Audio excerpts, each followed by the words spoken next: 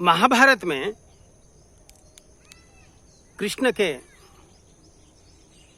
दो रूप है, दो आयाम है।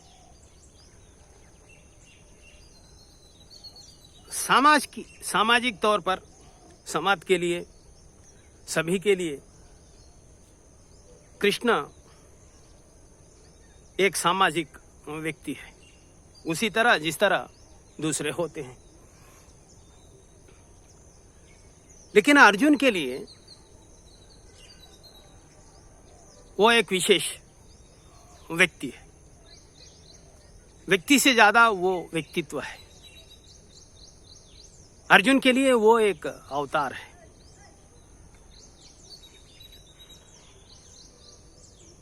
जहां तक हमने महाभारत को देखा है कि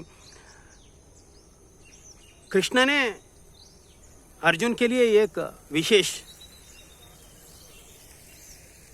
दायित्व निभाया है, सारथी का, मित्र का,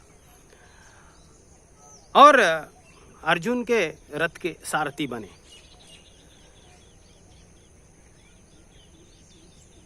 अर्जुन का जो युद्ध था महाभारत का, उसमें वो सारथी का काम करते रहे। लेकिन ये सब अर्जुन के लिए ठीक है। अभी तो हमारा कोई युद्ध नहीं है, ना तो ऐसा कोई रथ है, ना तो हमें कृष्ण के ऐसे कोई सारथी की जरूरत है। फिर हमारे लिए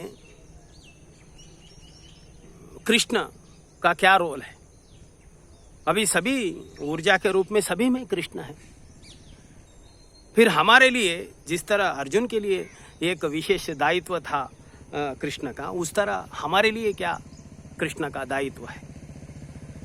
हमारे लिए कृष्ण किस तरह की मदद कर सकते हैं, किस तरह के सारथी बन सकते हैं, किस तरह की मित्रता निभा सकते हैं? इसका उत्तर है गीता के पहले अध्याय के 15वें सूत्र में। शांदने स्थितो माधवा पांचजन्यम ऋषिकेशा। सूत्र 14 और 15।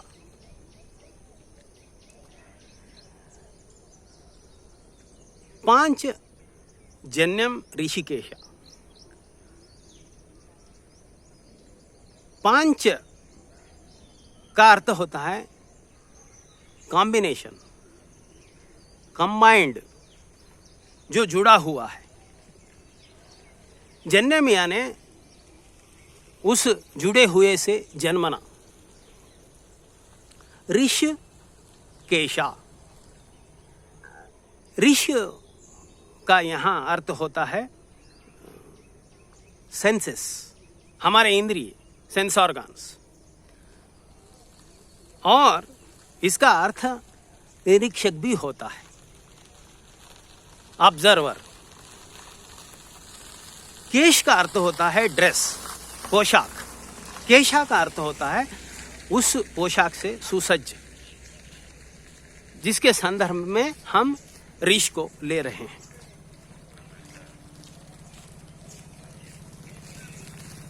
ऋषिकेशा एक फार्मूला है, आइंस्टीन की फार्मूले की तरह एक अद्भुत कंपाउंड है। कृष्ण के जीवन में जितनी भी लचीकता थी, जितनी सृजनता थी, जितनी संपूर्णता थी,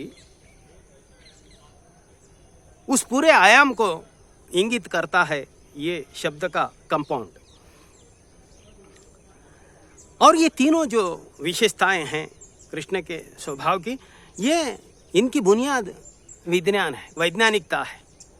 वो वैज्ञानिकता जिससे जीवन चलता है, जो अस्तित्व के नियम पर आधारित है, जो निसर्ग के नियम पर आधारित है, उस वैज्ञानिकता की हम बात कर रहे हैं। इसलिए गीता के शास्त्रकारों ने ऋषिकेश को कृष्ण का शंखनाद कहा है। जिस तरह द्रोणाचार्य का शंखनाद है, भीष्म का शंखनाद है, अर्जुन का शंखनाद है, उसी तरह कृष्ण का शंखनाद। जब कौरवों ने अपने शंखनाद किए, उसके प्रत्युत्तर में, उसके रिस्पॉन्स में कृष्ण ने अपना शंखनाद किया। गीता के शास्त्रकार कहते हैं इस शंखनाद का नाम ऋषिकेशा है, इसलिए कृष्ण को ऋषिकेश के नाम से भी जाना गया है। ऋषिकेश इंगित करता है उस मनस्थिति को, उस परिस्थिति को, शरीर के उस हाव भाव को, चेतना के उस स्थिति को, परिस्थिति के उस संदर्भ को जिसे शब्दों के द्वारा कहना कठिन है, जिसे जाना तो जा सकता है, समझा तो जा सकता है, लेकिन शब्दों से बताया नहीं जा सकता। इसलिए कृष्ण की अगर हम जीवन शैली को बताएं, कृष्ण के स्वभाव को बताएंगे तो फिर और 18 अध्याय की जरूरत पड़ेगी। इसलिए गीता के शास्त्रकारों ने वैज्ञानिकता से कृष्ण के जीवन शैली को, कृष्ण के स्वभाव को इस कंपाउंड के द्वारा इंगित किया गया है। इसलिए ऋषिकेश, ये जो शब्द का कंपाउंड है, बड़ा वैज्ञानिक है, बड़ा अद्भुत है। तो गीता कह रही है 5 जन्यम ऋषिकेशा, यानी हमारे 5 इंद्रियों से जो हम इस जीवन को, इस संसार में हम प्रवेश कर रहे हैं, हमारे 5 इंद्रियों द्वारा हम इस संसार को अनुभव कर रहे हैं। इन 5 इंद्रियों के द्वारा हम जो कर्म कर रहे हैं, जो कृत्य कर रहे हैं, हमारी रोज की जो जीवनचर्या है, जो हम इस 5 इंद्रियों द्वारा चला रहे हैं, उसका निरीक्षण करने वाला, उसको ऑब्जर्व करने वाला, उसका नाम है ऋषिकेश। यानी गीता कह रही है कृष्ण साक्षी है, हमारे भीतर साक्षी भाव के रूप में है। 14 और 15वां सूत्र कहता है स्यांधने स्थितो माधवा 5 जन्यम ऋषिकेशा। यानी गीता कह रही है हमारा जो ये शरीर, ये मन, इसमें से जो सब कुछ हम संसार में प्रवेश करने के लिए ये ऊर्जा बाहर निकल रही है, उसमें से ये जो साक्षी है, जो देख रहा है, ये हमारा केशव है, ये हमारा सारथी है, ये हमारा मित्र है। अब ये यहां पर एक प्रश्न उठता है कि जिस शरीर में से सब कुछ बाहर आ रहा है, जिस 5 इंद्रियों द्वारा हम इस संसार की संज्ञा ले रहे हैं, कॉग्निशन ले रहे हैं, हमारे जितने भी कॉग्निटिव स्किल्स है, कॉग्निशन का पावर है, संज्ञा का पावर है, ये सब तो शरीर में से आ रहा है। फिर ये साक्षी का जो भाव है, ये इस शरीर से कैसे अलग है, और इसे हम कृष्ण को कैसे माने? क्यों न हम इसे शरीर का ही हिस्सा माने?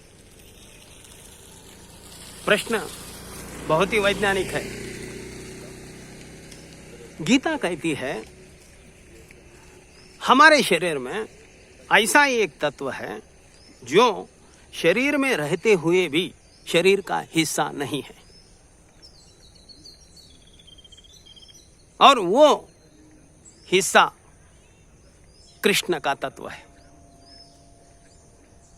तो अब हम अगर देखें तो हमारे शरीर में, हमारे ब्रेन से लेकर हमारे पूरे शरीर के अवयवों को अगर हम देखें तो इसमें एक हिस्सा है जो कि हमारे शरीर का हिस्सा नहीं है, निरीक्षण करने वाला, ऑब्जर्वेशन करने वाला, देखने वाला, साक्षी। क्योंकि जो करता है वो देख नहीं सकता, यानी जो भी हम कर रहे हैं, जो भी हमारी हलचल है, जो भी हमारे विचार चल रहे हैं, उसको हम देख रहे हैं। अगर हम विचार है, अगर हम शरीर है, अगर जो हम शरीर की जो प्रक्रिया कर रहे हैं अगर हम हो है, तो फिर हम देख नहीं सकते। जैसे हाथ पांव चल रहे हैं, फिर वो देख नहीं सकते। पेट खाना खा रहा है, डाइजेस्ट कर रहा है, वो देख नहीं सकता। कान सुन रहे हैं, लेकिन जो सुन रहे हैं उसको कौन देख रहा है? वो शरीर कान नहीं देख सकता। जो आंखें देख रही है वो तो शरीर देख रहा है, फिर उसको कौन देखता? वो देख नहीं सकता।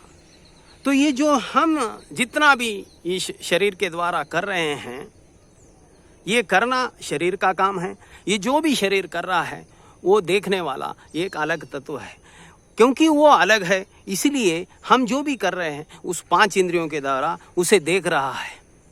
क्योंकि ये जो हम 5 इंद्रियों द्वारा कर रहे हैं उसे देख रहा है, इसलिए वो करने वालों से अलग है।